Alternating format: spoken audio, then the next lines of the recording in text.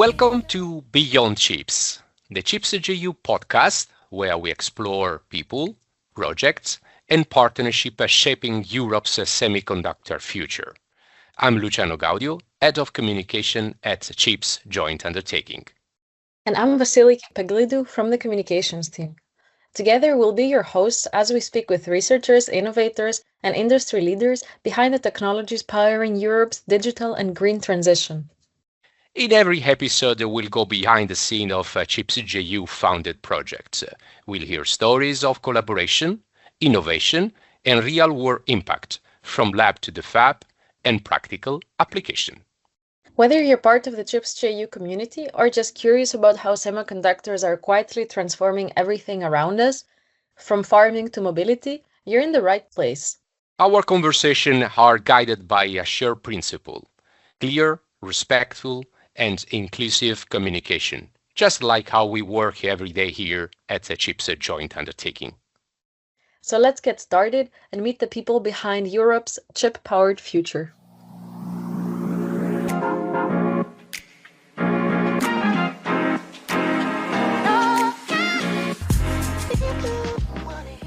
Good morning. Today we're here with Jens Buysse to explore the project Proactif, a large-scale effort bringing together 42 partners across 13 countries to develop a cutting-edge framework for civil security. The project focuses on unmanned technology, from drones to ground robotics and surface vessels equipped with advanced sensors and mission management tools, which are all designed to respond to emergencies and protect critical infrastructure across Europe. So, Jens, what real-world problems is Proactif aiming to solve? Thanks, Vasiliki. So the Proactif project tries to tackle the cost-effective and energy-efficient surveillance of, for instance, European infrastructures. I will give an example. One of the infrastructures could be the offshore wind farms or offshore installations, where now with the geopolitical situation, there's a lot of extra, let's say, vessels or boats or whatever, fishing ships, which are there, which should not be there, of course. Detecting and finding out which vessels they are and to what country they belong to and seeing what they are doing. That's one of the critical aims, for instance, in this project.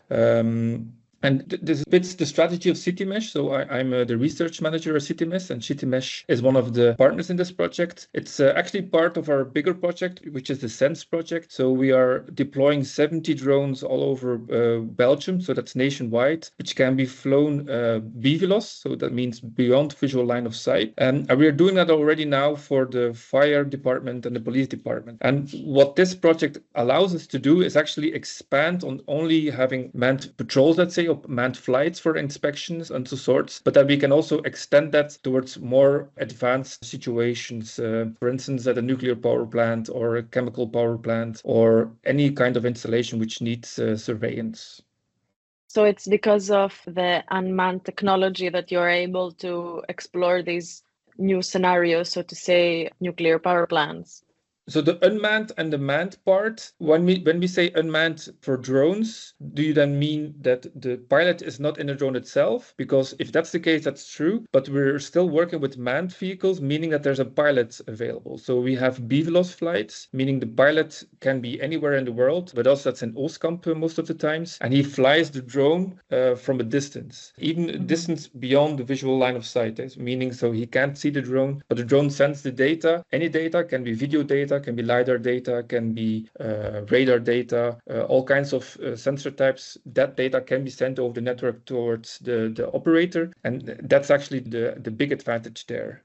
Yeah. The uniqueness there is that it can very rapidly respond to emergency situations. For instance, when you have multiple drones deployed in a kind of a vicinity, now you don't need to drive your pilot or your operator towards the place to inspect it. We can do it from everywhere in the world, and mostly again, like I said, in Oostkamp. And using the 5G technology we have in place, we can operate that remotely and then also be very fast in being at the scene. That's what we're doing now, for instance, for the fire department. Whenever there's a call, a distress call, we look for the closest drone. We fly, we check whether all the parameters are correct, and within 90 seconds, we have a drone in the air flying towards the area which needs inspection. So it needs to check the weather, it needs to check whether there's not too much solar influence, needs to check whether all the helicopters or other elements in the air are not in the vicinity, so that can fly within the limits of what the drone is able to do. And that check is done within 90 seconds, and then we're able to fly there. Jens, so just linking to what you are saying, is this actually the added value of the UXV platform being developed in these projects, the rapidity of the response, or what else? So the rapidity is indeed one of the big concerns we're trying to improve on. But I think also the collaboration between the different UXVs is very important. And what we're doing now is we fly one drone, piloted by one operator, and that's about it. So that's the eye in the sky, let's say. What we're looking forward to is when we have multiple I will call them sensors, because whether it's a drone having a camera, whether it's a robot on the ground having a camera, you can consider them as sensors. Having multiple of these elements in the air, on the ground, in the sea, on the water, wherever, and combining that information to get a holistic view of the situation, that's the very big added value of the project. While we now have, let's say, isolated sensors sending data to one kind of a person, we can integrate multiple data sources, multiple data sensors into kind of a holistic platform. We can analyze that and then make adjustments or react as required. And you mentioned the use of different technologies. How do these different sensing technologies like LiDAR or radar work together? Yeah, that's still something we need to research, of course. So that's one of the research questions. We have multiple new sensor types we want to integrate in multiple drones. So hyperspectral cameras, acoustic cameras, LiDAR, radar. And there, the big idea is that what we now mostly have is a camera. It's an RGB camera maybe together with a infrared camera, so we can have heat sources. But with LiDAR, you can make point clouds and make 3D models of your vicinity, which is not very difficult to do, for instance, with just normal cameras. With hyperspectral cameras, we have more view of what is happening. So instead of just seeing the normal frequencies, we can have access to multiple frequencies we can see and do more advanced stuff, more reconnaissance or more inspection kind of stuff. And that's still one of the lacking things now on the current drones or current UXVs, is that they're probably also quite limited in their sensor types.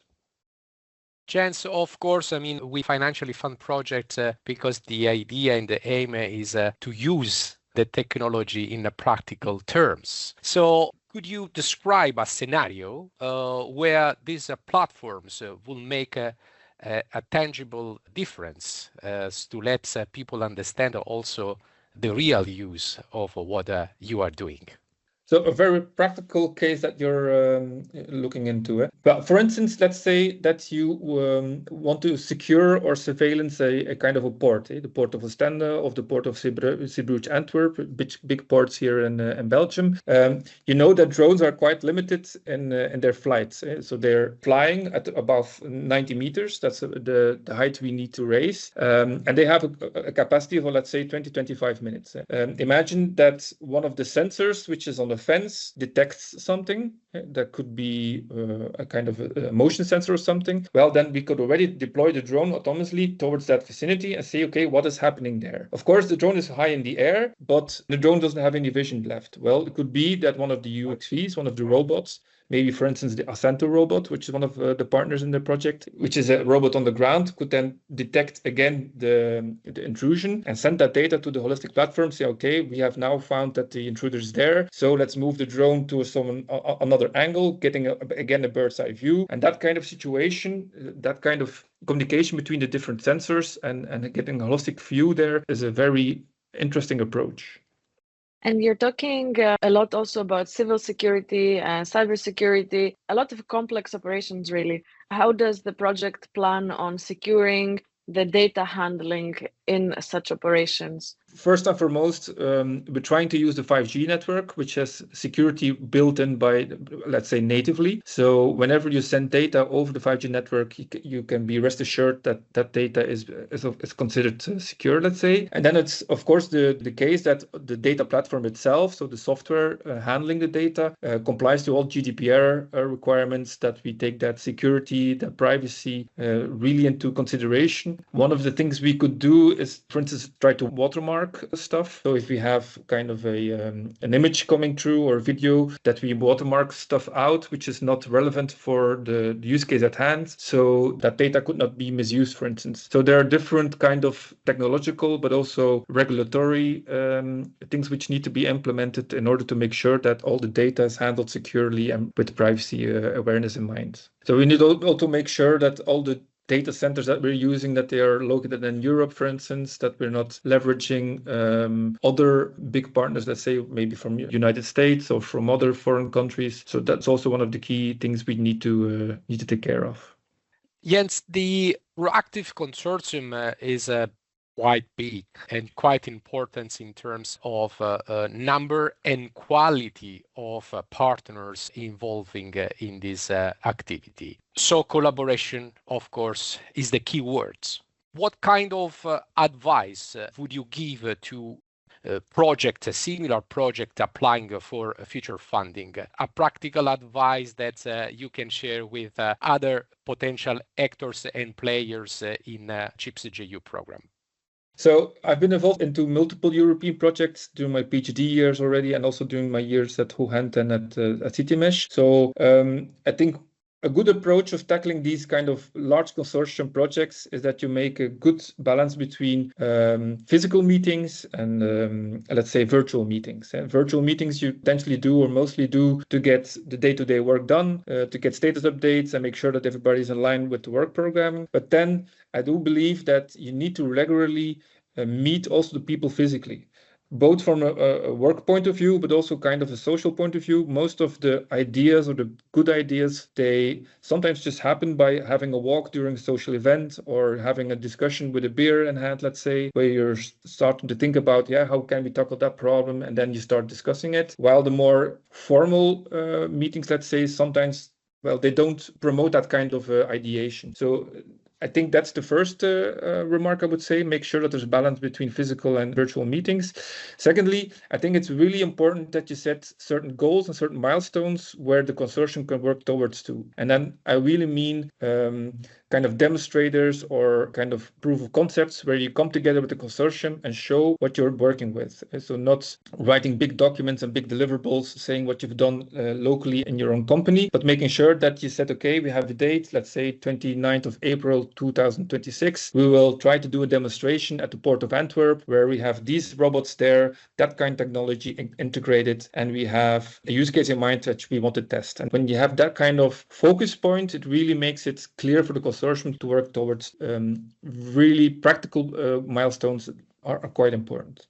Jens, I have one more question. The project is just starting, really early stages, but I'm wondering if you are already able to see how things would have been different if CHIPS-JU funding was not in play. What role does the funding you receive from CHIPS-JU have in this project?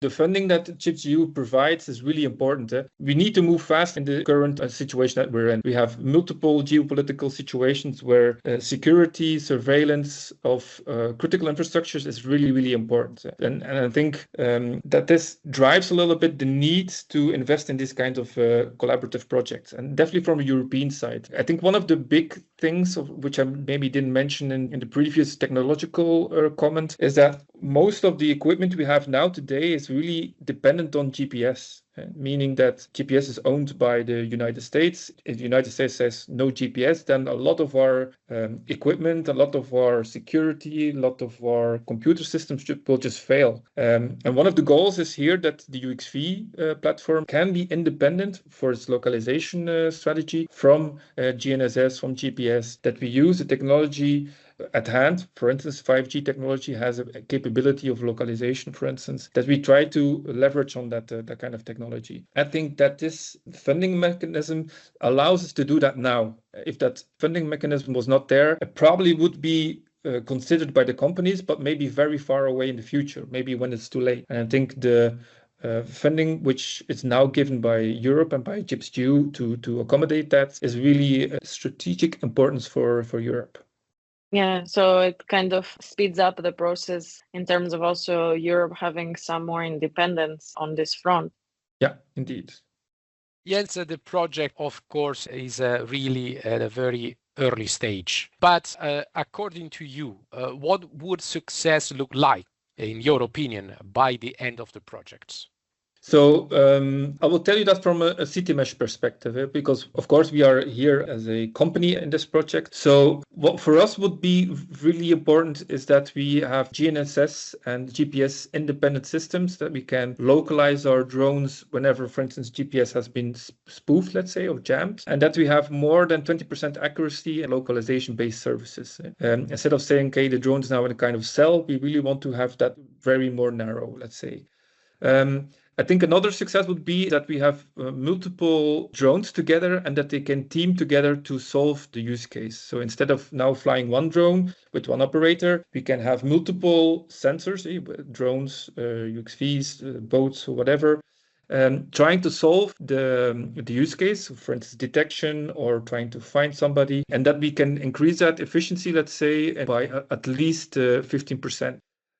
What would also be interesting, but that's only from a technological point of view and not from a regulatory point of view, so I really want to stress that, is now we have a kind of a semi-autonomous system where we say, okay, the drone needs to fly to a certain waypoint and it calculates its own route, let's say. So we now have a kind of a percentage of autonomy already in our systems, but we want to increase that portion of autonomy. That the drone operator is not responsible for all kinds of things which has something to do with flights, but that some of the elements that we use to solve the use case at hand are being done autonomously. So that would be also very interesting. And if we could increase our response and recovery time from potential physical attacks, for instance, if we can increase that, that would also be very interesting. Thank you, Jens, for your availability. And I really hope that the future application of the results that you are implementing through this project will be at disposal in a very short time, because I think that this technology is crucial, is strategic, and help a lot the civil security in many aspects, in many terms. And I really look forward to meeting you again at the next interview. You're welcome. Thank you from my side as well. It was really great to have you here with us today. So wishing you and the rest of the partners a lot of luck. Thank you so much. Grazie. Bye.